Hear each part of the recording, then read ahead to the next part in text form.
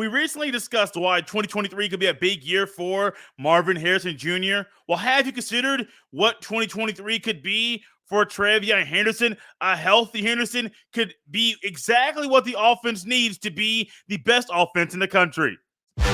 You are Locked On Buckeyes, your daily podcast on the Ohio State Buckeyes. Part of the Locked On Podcast Network, your team every day.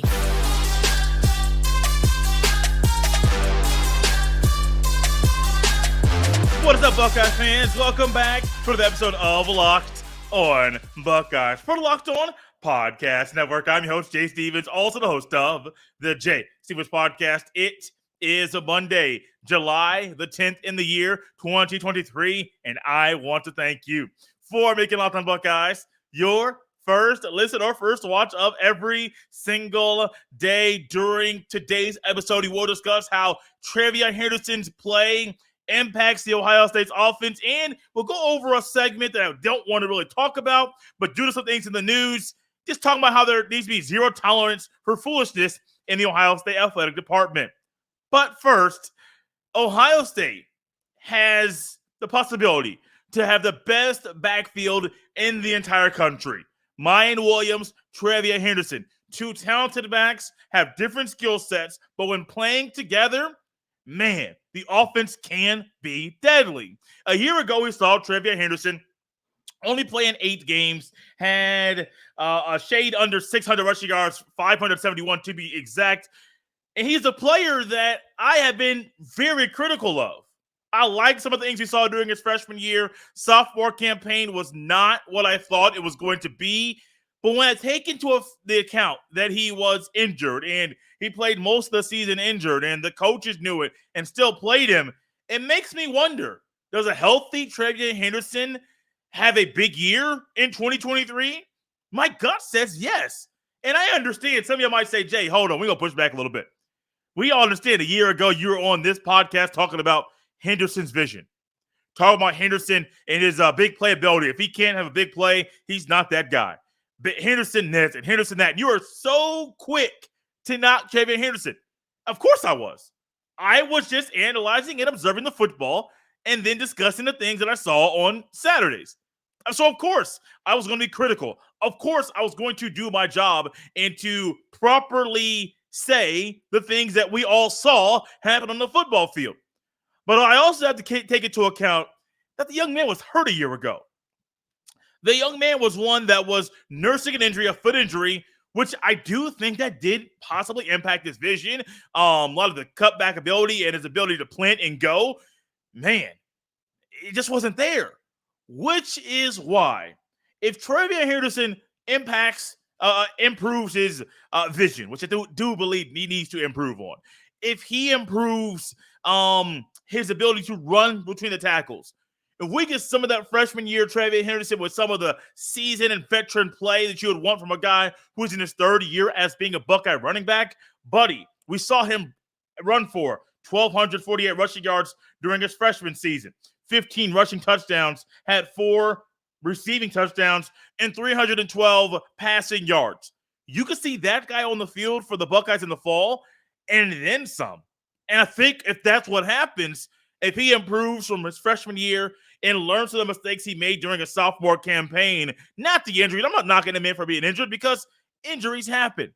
But if he comes back and says, hey, y'all, I am back and better than ever, and this is what you get when a healthy TreVeyon Henderson is on the field, man, we can be looking at a Buckeye backfield that has Miyan Williams, TreVeyon Henderson, 2 guys getting drafted, and 2 guys that make up the best backfield, best running back duo in all of college football. When my guy Ryan Roberts was on the show recently and discussed kind of a summer scouting or a preseason NFL draft conversation about Henderson and Williams, I was kind of maybe amazed or shocked at how Ryan kind of saw the same things I saw on the film, but still realized from an NFL draft perspective, that conversation, Henderson is the more sought-out guy, and he has a chance to be a decent running back in the National Football League if he improves on certain key areas.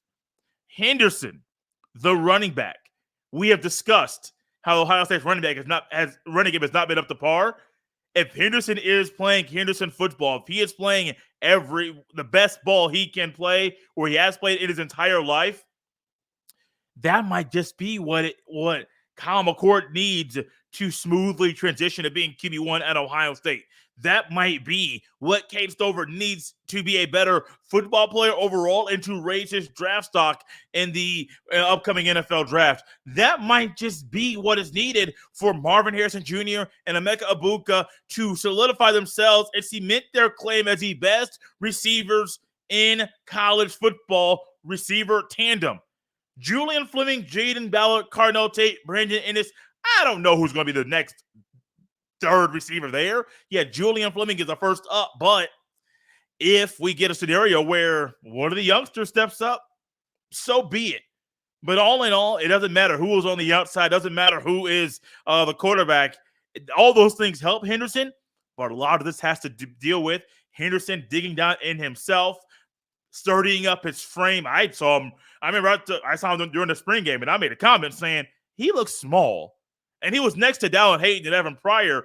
And something about Henderson there, I was just like, but he looks small to be an Ohio State running back. But let's just say he has that solid, sturdy frame to withstand the vicious hits that he takes being a running back for the Buckeyes. Hey, 1,600 rushing yards. I mean, that's what you're looking at if you're saying a healthy, improved Henderson in 2023. You could be looking at a guy who is leading the Big Ten in rushing yards, leading the Big Ten in rushing touchdowns, leading the Big Ten in yards per carry. And I understand you got Blake Corum.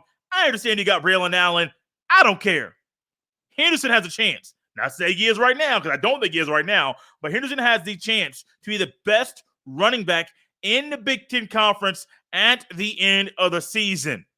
How does his play specifically, and we talk about a few ways, but how does his play help the quarterback? We mentioned how his play helps Harrison Jr. and Egbuka and the others. How does Henderson's play, directly impact Ohio State's quarterback in the fall? I have an answer for you next on Locked on Buckeyes. This episode is brought to you by Bird Dogs. The weather is warm in most areas of the country. It might even be hot. We are trying to find ways to stay comfortable, to keep our body cool, but to also keep our wardrobe fresh. And Bird Dogs provides that for you. Bird Dog stretch khaki shorts are designed to fit slimmer through the thigh and leg, giving you a truly sculpted look. Bird Dog shorts do the exact same thing as Lululemon, but fit way better. They fit way better than regular shorts that are made of a stiff, restricting cotton. Bird Dogs also uses an anti-stink sweating wicking fabric that keeps you cool and dry all day long. So go to birddogs.com/LockedOnCollege or enter promo code LockedOnCollege for a free Yeti-style tumbler with your order. Once again, go to birddogs.com/LockedOnCollege or just use promo code LockedOnCollege for a free Yeti-style tumbler. You won't want to take your Bird Dogs off. We promise you.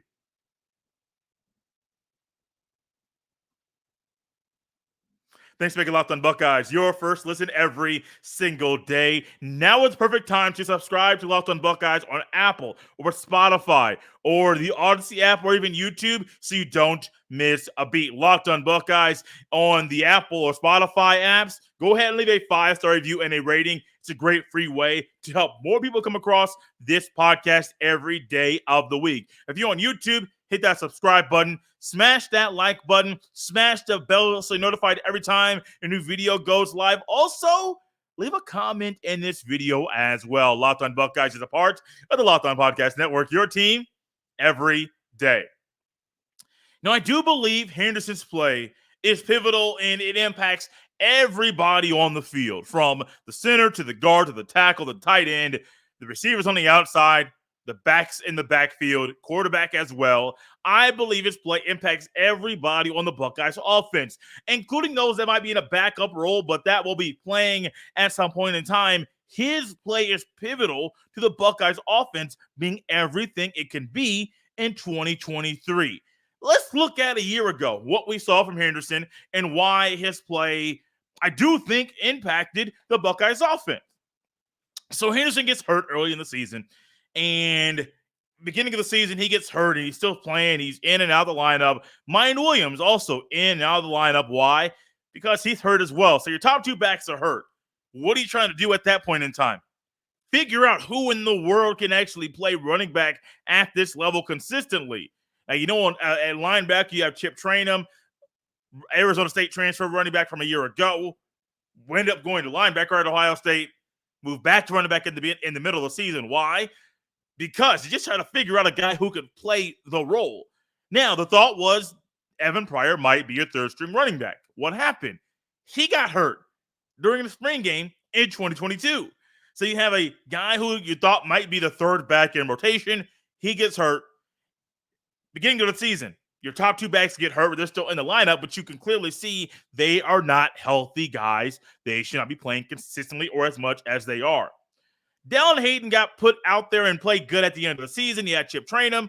But really, a year ago, if Henderson plays well, even with Williams' injury, I'm not even saying like elite running back Henderson. I mean, if he just plays well, good football, 1,000, 1,100, 1,200 rushing yards, probably going to need more from him a year ago with the way the injuries were. However, if he plays better, and if he still has the injury but it's not as severe, let's just realize that there's a good chance Ohio State wins a natty a year ago if the backfield's healthy. I still understand Georgia was a better football team, but Ohio State was really close, also close to winning that game with injuries all over the place. So when it comes to Henderson a year ago, a healthy Henderson drastically impacts the Buckeyes' running game, but also the offense overall. Got a second overall pick in C.J. Stroud, other great guys, other great players on the offense. You had 3 old linemen that were drafted. So they were fine with talent. But talent doesn't mean everything. You got to be able to do some of the little things or some things like running the ball consistently so the offense can be everything it can be. So in regards to 2023, new quarterback. Now, I could have gone to Harrison, to Jr. or Ibuka and talk about how Henderson's play impacts the receivers, but let's simply go to the newcomers. Done a lot of quarterback conversations lately, and it's not going to stop anytime soon. Kyle McCord, Devin Brown. Doesn't matter who it is. You're going to have a new full-time starter for the Ohio State Buckeyes. Only one of the two guys has a previous start as Ohio State's quarterback. That was Kyle McCord, 2021 season. Akron, Stroud didn't play. McCord starts. Buckeyes win. Stroud comes back the following week, and the rest is history. But when it comes to a new quarterback, and I know I say this a lot, but it's time that I feel like it needs to be said again. A new quarterback, needs some guys to lean on. It doesn't matter if you're leaning on your left tackle, your center, your tight end, or your receivers. A new quarterback needs somebody to lean on, somebody that can ride with, somebody that can guide him. First down, second down. Okay, first quarter is great. Okay, second quarter, intensity kind of goes up. Third quarter, intensity. Fourth quarter, down 5. Who on this team can help me dig deep into myself so that I can be a great quarterback so the team can win the game? And a quarterback's looking for guys you can lean on. And I've been there. You've been there as well. We all need somebody in our corner we can lean on. And when it comes to Henderson specifically, I firmly believe that TreVeyon Henderson's play, because I understand the dynamic that Henderson and Mine Williams have together, how they're a great 1-2 punch. To get those two guys together, what do you get? You not only get possibly the best backfield in the country, but you also get a running game that allows a quarterback to slowly ease into things as being the QB1 for the team. Slowly acclimate himself into big boy football, being QB1 consistently. And I do think McCord's been working with Henderson and Williams and the other backs, trying to work on the mesh point, trying to work on, hey, where do you need me to slide when it comes to this play? My footwork going backwards. Oh, play action. Where do you want the ball? Simple things, read options. How much force can I put into your chest so that all of a sudden I know, hey, this much force you take it, this much force you don't take it. If I'm going to pull it late, here's how it's going to be. If I'm going to pull it early, here's how it's going to be. There are so many details with the way that offense is ran at Ohio State that a quarterback like McCord or Devin Brown need to be very, very comfortable with these two young men, because if you trust them and they're running the ball, running hard, and they say, hey, McCord or Brown, we got you. We understand this is a tough game. We'll grind it out for you in the backfield. And all of a sudden you say, hey, forget those passes, man. Just give me the rock. Let me tote that thing. And then you get Henderson and you get Williams doing exactly what they need to do.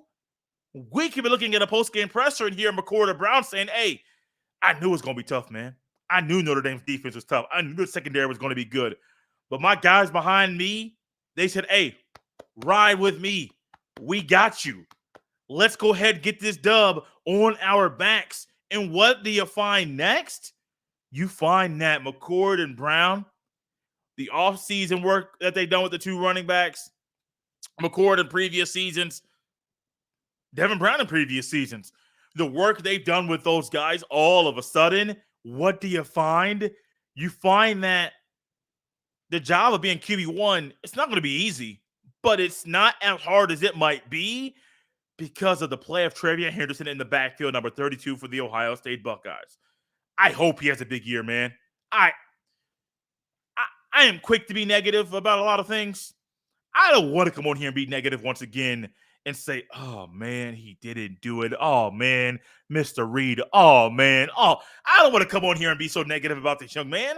I want him to be successful. I want him to succeed. I want him to be a high draft pick. And all of those things can happen if Henderson plays the best ball of his Buckeye career, even better than what some people thought he was going to be last year.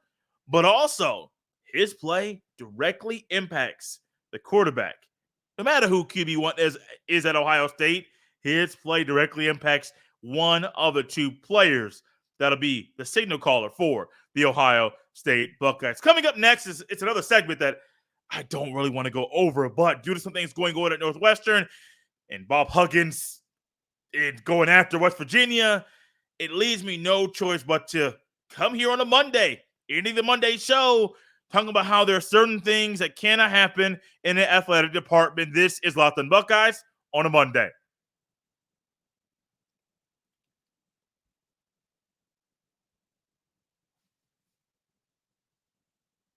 So, I originally was planning on coming on here and discussing the Northwestern side of things and talking about how it impacts Ohio State or how it might impact Ohio State. And then I saw that Bob Huggins, former West Virginia head basketball coach, boys basketball coach, who I thought resigned, claims he didn't resign, formally resign, and is suing the school he used to coach at because, he didn't resign from his job, but they said that he did. So I was trying to find a way to tie things into Ohio State, which really isn't that difficult, but I was just trying to find the right angle. And instead of going, oh, Northwestern, NCAA, go down on them like you did Ohio State with Tattoo Gate, or West Virginia, figure that thing out quickly. This isn't a good look for you. Hopefully this doesn't happen at Ohio State. I don't want to go down either one of those roads. One thing I will say is this. If you have not looked into it, Northwestern is currently under deep investigation due to some stupid things that have been accused of happening in the football department. I don't know if it's happened or not, but some things that have been read or written, it's not good. It's not a good look.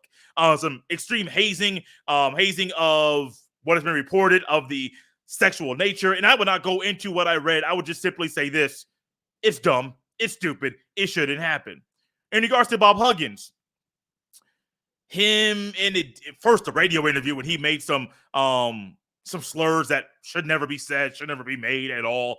And then Bob Huggins failed a breathalyzer test. And I don't drink. I don't know all the ins and outs of the breathalyzer test, but all I've heard was what he blew in that moment should never be blown in a breathalyzer test by any human being.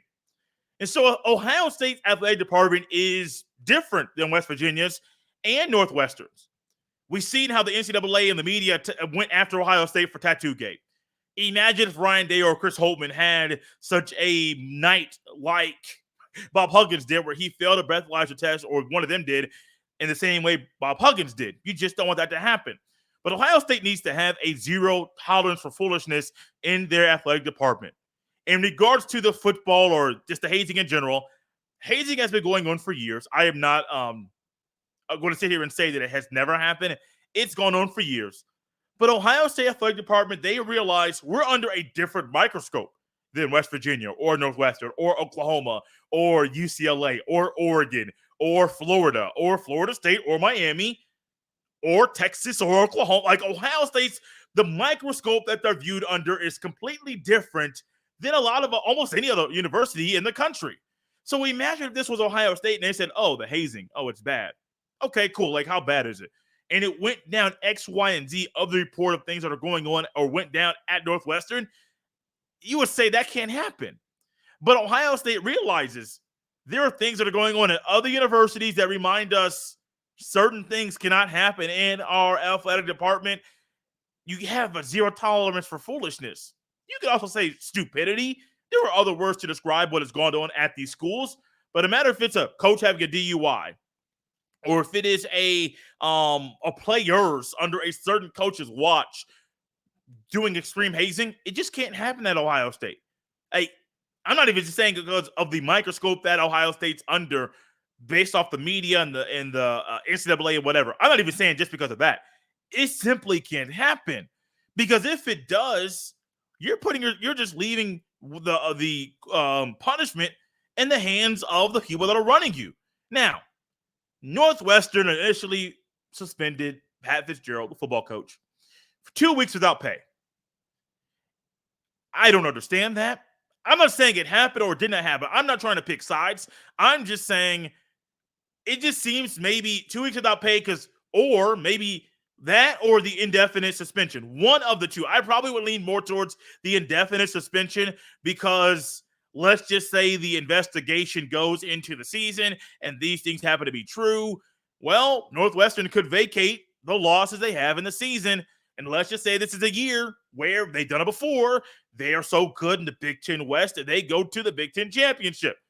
Well, not saying they're going to win it, but you could vacate a whole lot of wins and ultimately look really bad for the way things went down. So I would have been more comfortable with an indefinite suspension than the 2 week suspension without pay, simply because you're kind of covering your own self in the midst of the investigation, kind of cover your backs.